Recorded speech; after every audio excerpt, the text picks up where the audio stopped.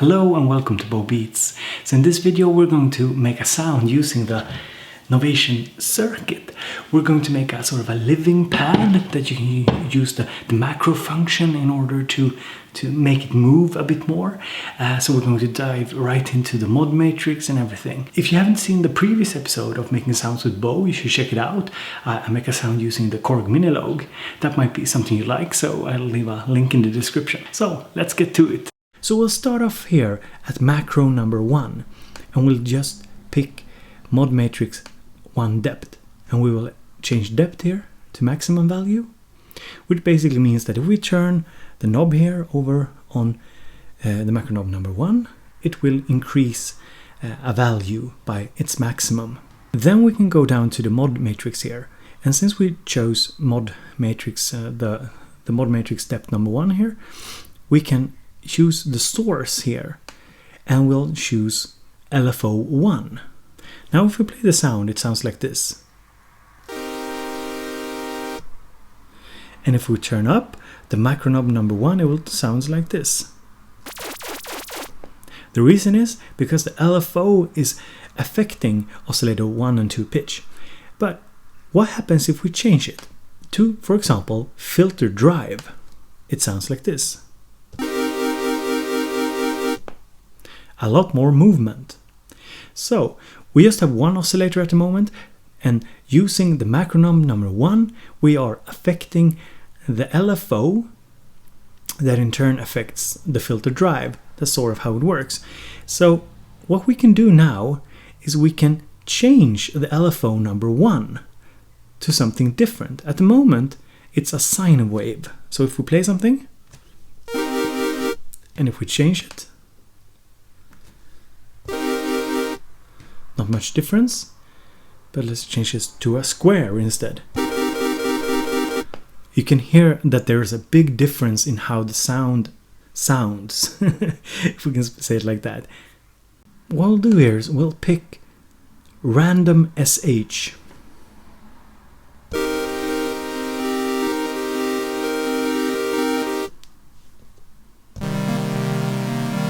So as you can hear, the sound is now a lot more random than it was before. In order to add more movement and randomness to the sound, we can sync the LFO. And here's a number of different ways you can sync it. So, for example, I like the triplets. Those are pretty nice. But you might want something a bit slower. So I think that's pretty good. So what I want to do now is I want to add a second mod matrix. So I will go here to macro number 2. I will pick mod matrix depth 2, increase it here to maximum, and then I will add the second LFO. Let's see here. And I will choose instead the filter frequency. So let's turn it up and see what happens.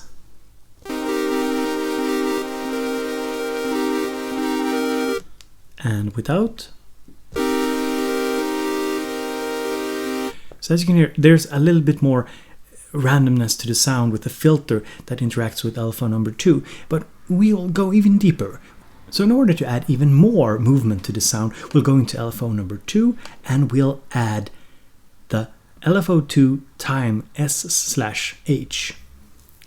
We'll also sync this to something else. So we had, I think we had the, what did we have?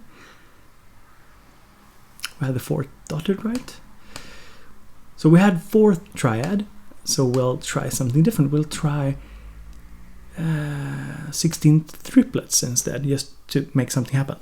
And so without the second interaction, and with the second interaction.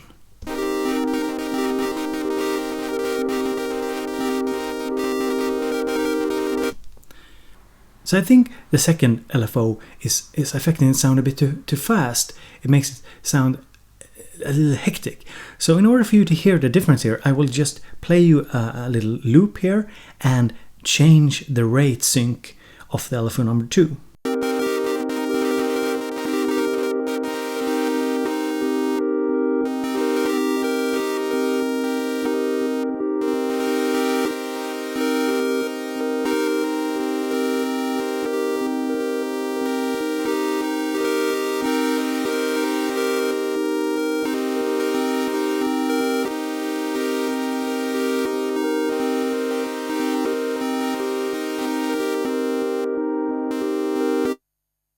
So I think this last option that I picked is the one that sounds the best. But what I want to do is also I want to change the waveform here on the oscillator and just see if we can find something that sounds a little bit nicer.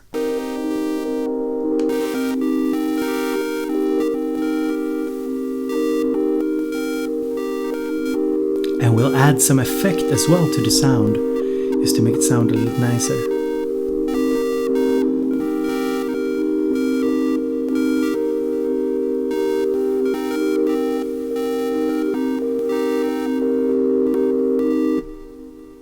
Alright, so we got a nice moving pad here going on. Now we can go into the amp and add a little bit of attack here to the sound, and add a little bit more release to the sound as well. So now I wanted to create a little bit of an interaction. Now this is a very subtle interaction. You can probably make even more direct interactions than this. But what I did was, under macro knob number 3, I added filter attack, filter decay, filter sustain, and filter release. And just in order to create something that does actually, you could probably hear it a little bit, is I maxed out the attack, decay, sustain, and filter release. And because the LFO number 1 and 2 here interact with the filter drive and filter frequency, I think it will influence the sound just a little bit. So we can listen to it with and without.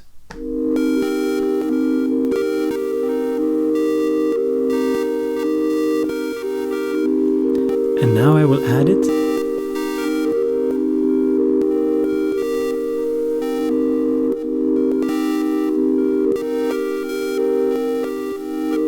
Now I will remove it.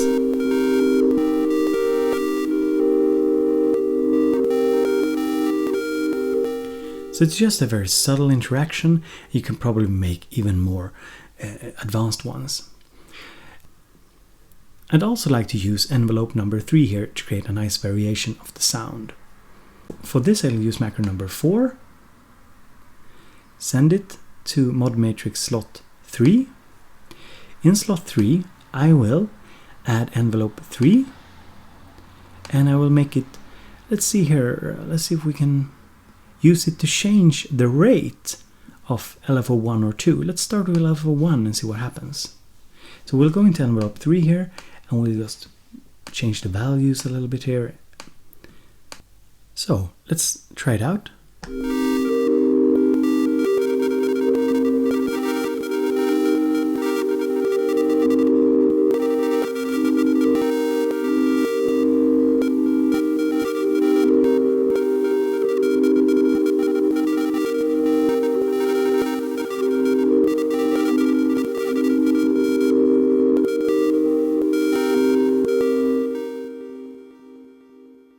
So as you can hear, using the envelope 3 here as a source, affecting LFO number 1 rate is very interesting.